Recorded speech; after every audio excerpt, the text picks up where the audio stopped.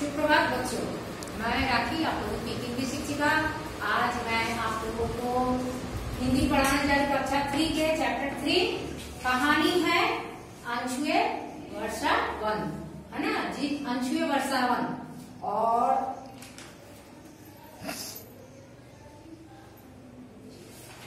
इसमें हम लोग सबसे पहले क्या पढ़ेंगे? हम लोग पढ़ेंगे सबसे पहले कहानी। इसमें क्या कहा गया है, राइटर क्या बोल रहे हैं, है ना। इसके राइटर है जो लिखे हुए लेखक, वो है एक वैज्ञानिक के शरण के आधार पर, मतलब उसको जो स्मृति याद में वो अपना ये कहानी बताए हैं। वो कहीं घूमने गए थे, उनके अनुसार जो कहानी जंगल के बताए हैं उसी के अनुसार हम लोग पढ़ते हैं। आज भी जब वर्षा की फुहारें मुझ पर पड़ती है तो गयाना के अनछुए वर्षा वनों की स्मृति ताजा हो उठती है। तो यहाँ लेखक क्या बोल रहे हैं, जे जब भी उनके माने बारिश की फुहार उनके शरीर पर पड़ती है तो उनको एक पुराना कहानी याद आता है। कहाँ का? गयाना का। गयाना एक जगह का नाम है ना। तो वो कहाँ घूमने गए थे? गयाना। हमारा अभियान दल गर्मियों में विमान से गयाना पहुंचा। आकाश से नीचे उतरते हुए लगभग लग रहा था मानो हरी घास का गलीचा बिछा हो, माने चादर जैसा बिछा हुआ है। जैसे जैसे विमान नीचे आता गया, हरे भरे वृक्षों की घनी सतह, नदियां और झरने उभर कर सामने दिखाई देने लगे।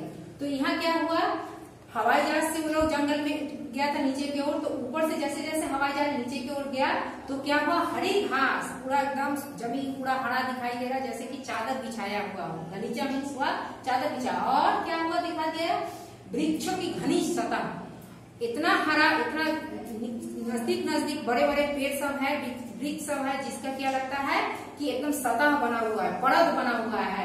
और नदियां और झरने उभर कर सामने, जैसे जैसे जहाज नीचे आते गया तो नदियां भी सामने पूरा साफ से दिखाई देने लगा और झरने भी दिखाई देने लगे। गयाना के मीलों तक फैला ये जंगल सचमुच बहुत ही सुंदर था।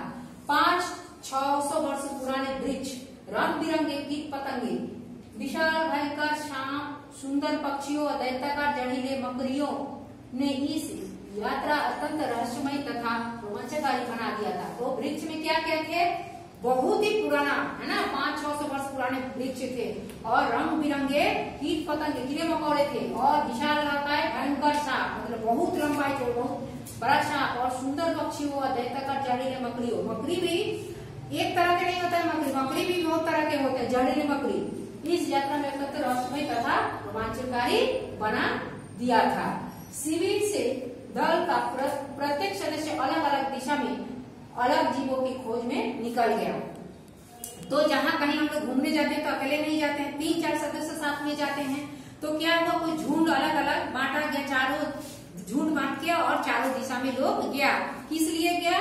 ताकि विभिन्न प्रकार के कीट पतंगे, चिड़िया, ये सब का प्रजाति या जीवों का नया प्रजाति कुछ मिले, उसके अभियान के लिए निकला। तो चलो यहाँ बोला जा रहा है आगे कि बैट यानी जड़ और स्टील एक नाव पर बैठकर जंगल में आगे बढ़े, है ना।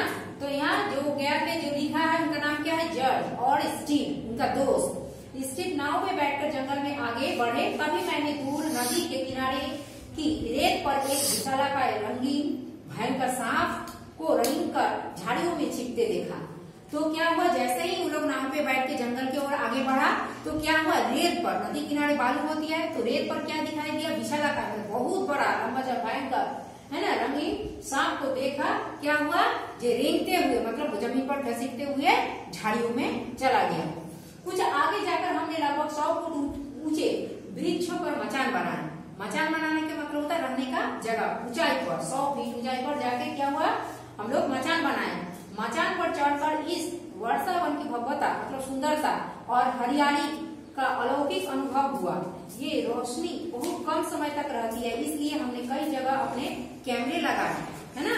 तो जंगल अधिक होने से वजह से क्या होता है, घनी जंगल, तो सूरज की रोशनी धरती तक नहीं पहुंचती है, इसलिए यह साफ से दिखाई नहीं देती है। तो सूरज की रोशनी जब तक पड़ेगी तब तक रोशनी रहेगी और साफ साफ दिखाई देगा। तो लोग इसलिए कैमरे भी लगाए।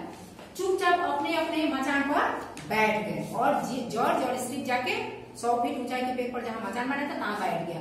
पेड़ों पर अनोखे गिरगिट दौड़ रहे थे। अनोखे गिरगिट, एक तरह के गिरगिट की भी बहुत सारे प्रजाति होते हैं। कुछ दूरी पर लंबी दाढ़ी वाला भूरा बंदर अपना काला मूंछ फाड़ कर चीख रहा था, है ना। कुछ दूर पर क्या हुआ, दाढ़ी वाला भूरा बंदर अपना मुंह फाड़ कर चीख रहा था। वो अपनी लंबी पूंछ लटका हुआ था, है ना। पूंछ को अपना रस्सी की तरह बना के उसमें फंसा के लटक रहा था। ये बंदर अपनी पूंछ को सुरक्षा रक्षी की तरह प्रयोग करते हैं। दिन के 9-10 घंटे पत्तियां चबाकर और शेष समय सोकर काटते हैं। तो बंदर क्या करते हैं, अपने पूंछ को डाली में रस्सी की तरह लपेट लेते हैं और झूले रहते हैं, और दिन के 9 से 10 घंटे क्या करते हैं, पत्ती खाते हैं और बाकी समय सोकर समय काटते हैं। तभी सामने से लाल नीले हरे तोते का झुंड गुजरा। इसी समय क्या हुआ, आसमान में लाल नीले हरे तोते का झुंड गुजरा, मतलब उड़ते हुए चला गया। इन पक्षियों का आवाज जंगल की चुप्पी को भंग करती हुई दूर तक गूंजती रही। भंग करती हुई मतलब तोड़ती हुई बहुत दूर तक सुनाई दिया। इस वर्षावन में 10 लाख से भी अधिक जीवों की प्रजातियां रहती है और न जाने कितनी लाखों प्रजातियां अभी खोजे जाने की प्रतीक्षा कर रही है ना। तो इसमें बहुत सारे प्रजाति हैं, लेकिन इससे भी अधिक लाखों प्रजातियां हैं जिनके बारे में हम लोगों को कोई जानकारी नहीं है। पेड़ों के घने झुरमुट होने के कारण दूर के नजारों को देखना लगभग असंभव था। पेड़ों के घने झुरमुट, चूंकि बहुत ही घना जंगल है, तो क्या हो रहा है कि जे दूर तक कोई भी घटना अगर घटती है तो दिखाई साफ से नहीं दे रही है, असंभव था। हम लोग मचान से उतरकर नाव दोबारा विशाल झरने की ओर बढ़े, है ना। जहाँ विशाल पहले विमान से उतरते झरने देखे, उतरे फिर से नाव में बैठ के फिर वापस लौटने लगे। पश्चिमी हिस्से में हमें प्राचीन चट्टान में और विशाल झरना दिखाई दिया। तो झरने की तरफ बढ़ने से क्या हुआ, बहुत पुराना चट्टान दिखाई दिया, उसके साथ झरना भी दिखाई दिया जो कि बहुत ही विशाल झरना है।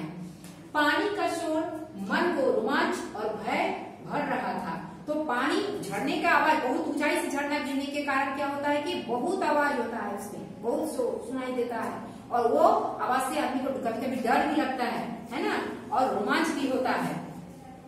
माना जाता है कि ये झरना कनाडा के नियाग्रा झरना से भी 5 गुना विशाल है। अमेरिका में भी है एक झरना जिसको देखने के लिए देश विदेश से अमेरिका में आदमी पहुंचता है, जिसको नियाग्रा, कनाडा के नियाग्रा झरने के नाम क्या है, नियाग्रा झरने के से भी 5 गुना। तो उसका जो झरने का जो विशाल आकार बताया जा रहा है, इससे ये गायना का जो झरना है वो बहुत ही बड़ा है।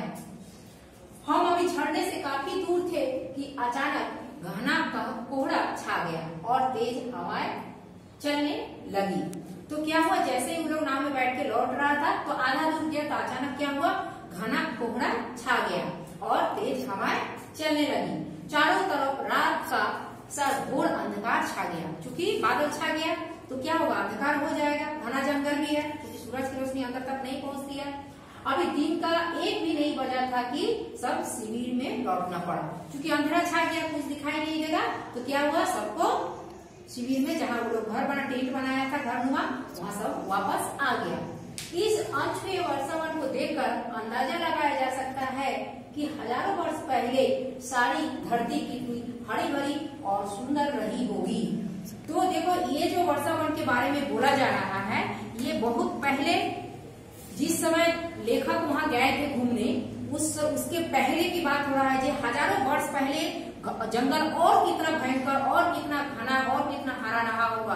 अभी के समय में तो जंगल कटाई हो रही है, जंगल की आबादी भी घटते जा रही है। तो बहुत पहले क्या था, और घनी जंगल और ज्यादा पेड़ पौधे थे, जिसके कारण क्या होता है, घने जंगल में सूरज की रोशनी नीचे धरती तक, जमीन तक नहीं फैलती, इसलिए हरा हरा घास बहुत चादर की तरह बिछाया हुआ दिखाई देता है। तो आज हम लोग क्या पढ़े, अनछुए वर्षावन, जिसमें यहाँ लेखक क्या किए, जब जो है घूमने गए थे, कहाँ घूमने गए थे, गयाना घूमने गए थे, वहाँ पर नदी देखे, झरना देखे और बहुत सारे पक्षी, चिड़िया, कीड़े मकोड़े, गिरगिट, सांप, ये सब चीज देखे। तो ये सब देखना बहुत ही रोमांचकारी था उनके लिए, बहुत ही अच्छा उनको लगा ये सब चीज देखे। लेकिन बादल छा जाने के कारण क्या हुआ, उनको जल्दी ही वापस आना पड़ा। तो ये कहानी आप लोग घर पे पढ़िए और चलिए सप्ताह की ओर हम लोग इसमें क्या क्या हार्ड वर्ड मिला।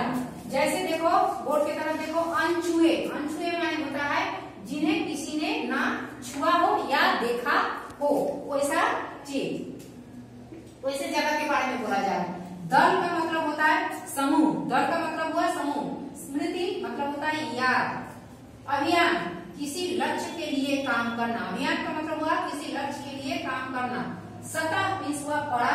शिविर मतलब हुआ डेरा, जहाँ घूमने जाता है लोग तो वहाँ क्या होता है, टेंट का घर बनाता है टेम्पोररी कुछ दिन के रहने के लिए। रेंग कर मतलब घिसट कर चलना, है ना। सांप कैसे चल रहा था, घिसट कर, रेंग कर।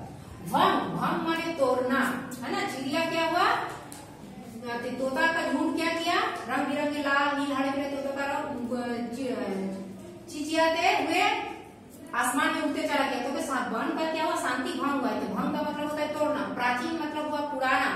रोमांचकारी, रोमांचकारी मतलब होता है खुशी या हैरान कर देने वाला कहानी होता है। बात कुछ चीज देखने के बाद हम लोगों के अंदर जो रोमांच पैदा था उसके बारे में बोला जा रहा है। प्रतीक्षा करना मतलब हुआ इंतजार करना है, करना। तो ये सब शब्दार्थ आप लोग कॉपी में उतारिए और इसको याद कीजिए और इस कहानी को भी घर पर आप लोग बार बार पढ़िए और इसका शब्दार्थ सब याद कीजिए। आज के लिए इतना है, धन्यवाद।